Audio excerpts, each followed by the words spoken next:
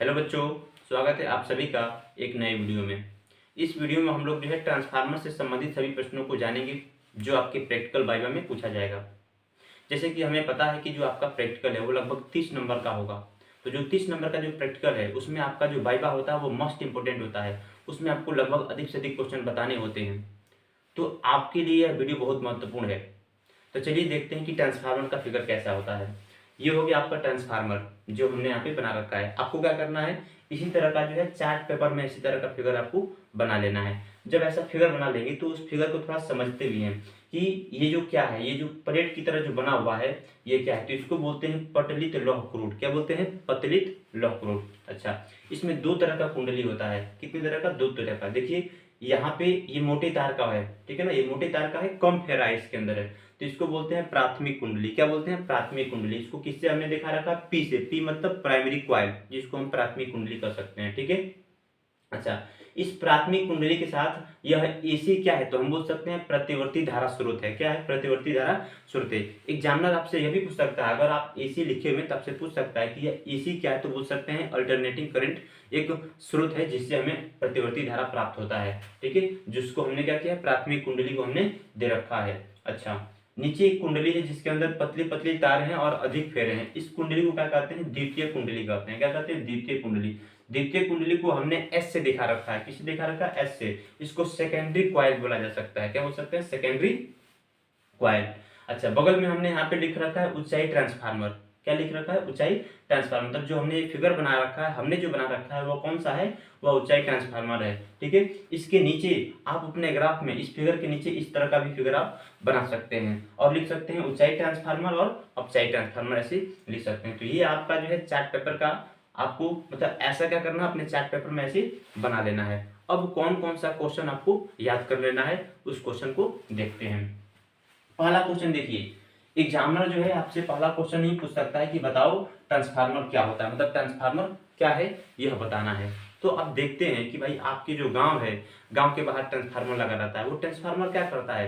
तो जो ट्रांसफार्मर हमारा होता है वह एक तरह से जो पोल के रास्ते जो हाई वोल्टेज वाला जो करंट आता है ना, हाई वोल्टेज का, उसको क्या करता है? उसको लो वोल्टेज में चेंज कर देता है और फिर क्या करता है? लो वोल्टेज को हाई वोल्टेज में चेंज कर देता है। मतलब हमारा ट्रांसफार्मर जो है वह क्या करता है? वह एक तरह से वोल्टेज को परिवर्तित करता है। हम क्या बोलेंगे? ट्रांसफार्मर एक ऐसी युक्ति है जिसकी सहायता से हाई वोल्टेज को लो वोल्टेज में और लो वोल्टेज को हाई वोल्टेज में बदला जा सकता है।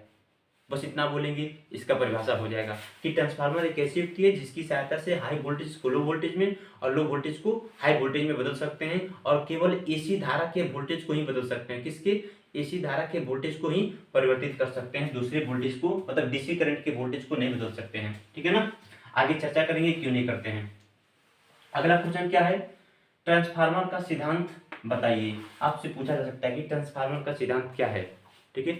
तो आप बोल सकते हैं ट्रांसफार्मर अन्योन्य प्रेरण के सिद्धांत पे काम करता है। किसके सिद्धांत पर? अन्योन्य प्रेरण के सिद्धांत पे कार्य करता है।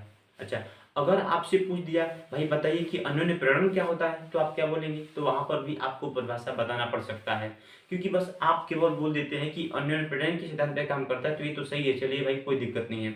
लेकिन अगर आपसे एग्जामिनर पूछ दिया है कि बताओ कि अन्योन्य प्रेरण क्या होता है, तो आप क्या करेंगे? तो आपको वहां पे परिभाषा बताना पड़ेगा। तो सुन लीजिए ध्यान से, परिभाषा आपको याद हो जाना चाहिए, ठीक है। अगर नहीं याद हो पाएगा तो आप जो है वीडियो को पॉज करके पीछे बैक करिए और फिर देखिए, नहीं तो कॉपी में इसको लिख लीजिए।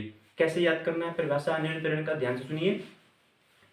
निकट स्थित किन्हीं दो कुंडलियों में से एक कुंडली में, किसी एक कुंडली में प्रवाहित धारा के मान में परिवर्तन करने पर दूसरी कुंडली से जो बद्ध चुंबकीय फ्लक्स होता है उसके मान में परिवर्तन होता है, जिसके कारण जो है उसके सिरों पर विद्युत वाहक बल उत्पन्न हो जाता है और यदि परिपथ पूर्ण होता है तो उसके अंदर एक धारा भी बनने लगता है जिसको हम प्रेरित धारा कहते हैं। और ये जो घटना होती है इसी घटना को हम अन्योन्य प्रेरण कहते हैं। मतलब कि दो कुंडली है। कितनी कुंडली है? दो कुंडली है और एक कुंडली में क्या कर रहे हैं हम? धारा में परिवर्तन कर रहे हैं। तो जो दूसरी कुंडली है उसके अंदर चुंबकीय फ्लक्स में परिवर्तन होगा और जब भी चुंबकीय फ्लक्स में परिवर्तन होगा तो उसकी सिरों पर विद्युत वाहक बल उत्पन्न होगा और उसके अंदर भी धारा बहने लगेगा और जब धारा बहेगा तो उस धारा को प्रेरित धारा कहेंगे और ये जो घटना हो रही है इसी को हम अन्योन्य प्रेरण कहेंगे, ठीक है। तो अन्योन्य प्रेरण का सिद्धांत भी आप बता सकते हैं। अच्छा, अगला क्वेश्चन देखते हैं। तीसरा नंबर क्वेश्चन क्या है, ट्रांसफार्मर कितने प्रकार का होता है। तो भाई ट्रांसफार्मर दो प्रकार का होता है। कितने प्रकार का, दो प्रकार का। एक होता है ऊंचाई ट्रांसफार्मर, जो हमने यहाँ पे लिख रखा है, देखिए ऊंचाई ट्रांसफार्मर और अपचाई ट्रांसफार्मर बता सकते हैं आप कि भाई ट्रांसफार्मर दो प्रकार का होता है, ऊंचाई ट्रांसफार्मर और अपचाई ट्रांसफार्मर। ठीक है, अच्छा इसका भी आंसर हो गया।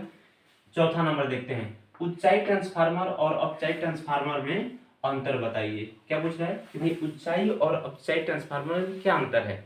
तो देखिए हम आपको यहाँ पे लगभग दो अंतर बता सकते हैं। आप कितने अंतर बता सकते हैं, दो अंतर। पहला बता सकते हैं कि जो ऊंचाई ट्रांसफार्मर होता है वो क्या करता है, वह लो वोल्टेज को हाई वोल्टेज में बदलता है। क्या, लो वोल्टेज को हाई वोल्टेज में। कौन, ऊंचाई, मतलब नाम से ही पता चल रहा है, मतलब कि ये वोल्टेज को बढ़ाएगा, वोल्टेज को बढ़ाएगा। तो जो ऊंचाई ट्रांसफार्मर होता है वह लो वोल्टेज को हाई वोल्टेज में बदलता है। अच्छा, और जो अपसाइड ट्रांसफार्मर होता है वह हाई वोल्टेज को लो वोल्टेज में बदलता है। एक एक अंतर हो गया दोनों में। अच्छा, दूसरा अंतर क्या हो सकता है कि जो ऊंचाई ट्रांसफार्मर होता है, ध्यान सुनिएगा, जो ऊंचाई ट्रांसफार्मर होता है उसकी प्राथमिक कुंडली की जो तार होता है वह मोटा होता है। क्या होता है, तार उसका मोटा होता है। और अपचाई कुंडली का, अपचाई ट्रांसफार्मर का जो प्राथमिक कुंडली होती है उसका तार पतला होता है और अधिक फेरे वाला होता है। पतला होता है और अधिक फेरे वाला होता है। इतना अंतर बता देंगे काफी है।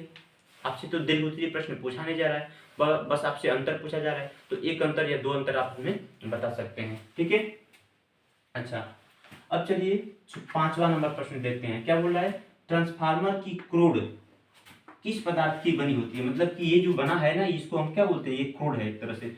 किस पदार्थ का बना है, तो याद रहे कि ये नर्म लोहे का बना होता है। नर्म लोहे, ठीक है ना, नर्म लोहे का बना होता है।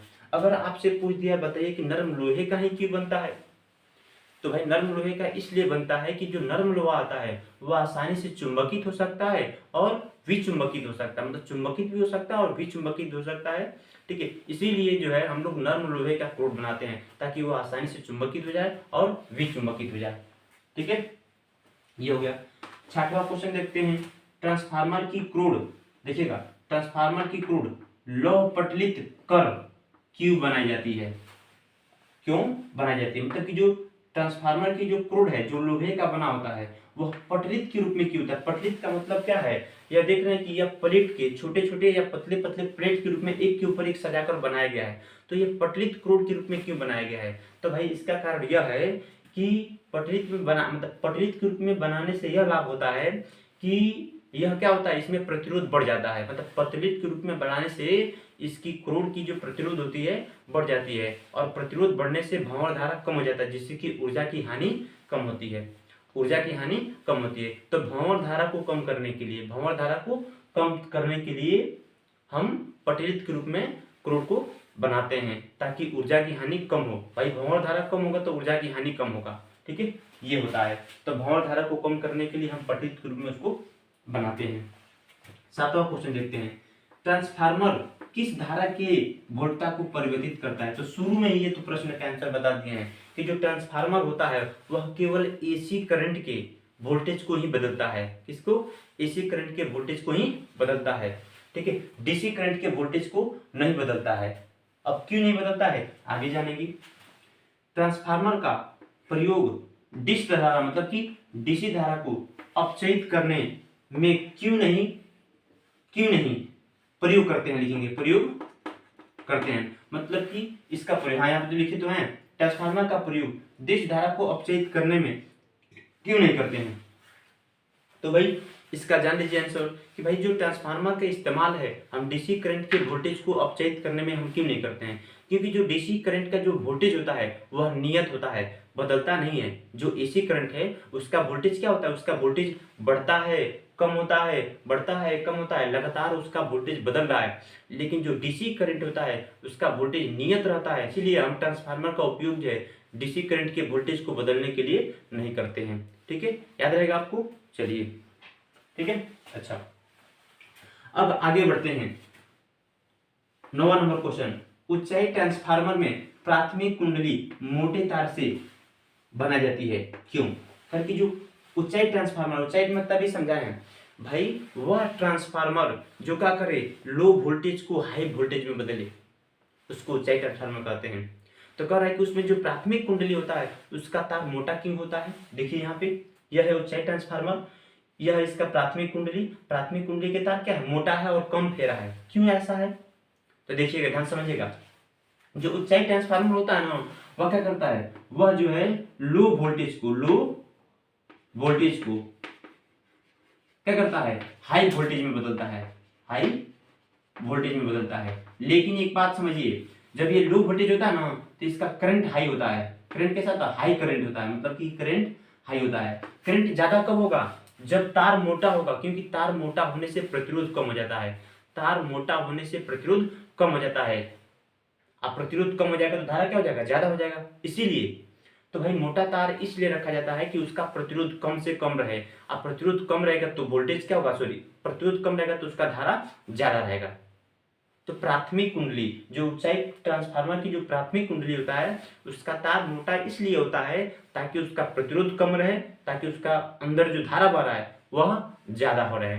ठीक है, वह ज्यादा रहे। ठीक है, ये लिख सकते हैं, आप बता सकते हैं। अच्छा, 9वां क्वेश्चन भी हो गया। 10वां क्वेश्चन देखते हैं। 10वां क्वेश्चन क्या कर रहा है, ट्रांसफार्मर की दक्षता का सूत्र बताइए। भाई ट्रांसफार्मर की जो दक्षता होती है उसकी सूत्र बताना है। तो दक्षता, भाई उसकी कार्य करने की जो दक्षता है वो हमें बताना है। तो भाई दक्षता को ध्यान से रखिए, हम ईटा से दिखाते हैं। किससे दिखाते हैं, और ईटा से। और ईटा बराबर होता है निर्गत शक्ति। क्या होता है, निर्गत शक्ति बटे निवेशी